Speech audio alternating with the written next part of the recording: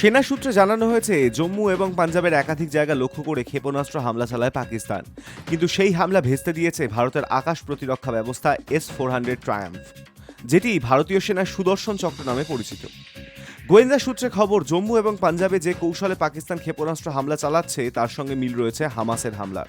পেহেলগাঁও কাণ্ডের পরই পাক অধিকৃত কাশ্মীরে আইএসআই এবং জৈশ জঙ্গি গোষ্ঠীর সঙ্গে হামাস নেতাদের এক বৈঠক হয়েছিল বলেই বেশ কয়েকটি সূত্রে দাবি করা হয়েছে।